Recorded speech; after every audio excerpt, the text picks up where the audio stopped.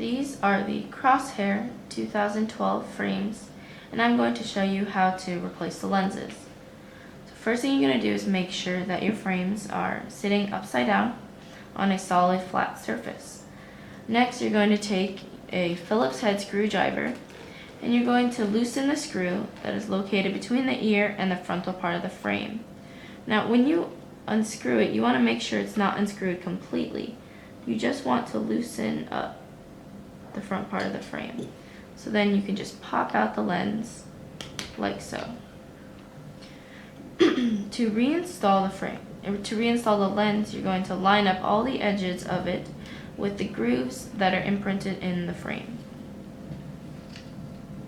So you line up this part and then you just slide in the rest of it. And then all you have to do is reinsert the screwdriver and just tighten it up. And that's it.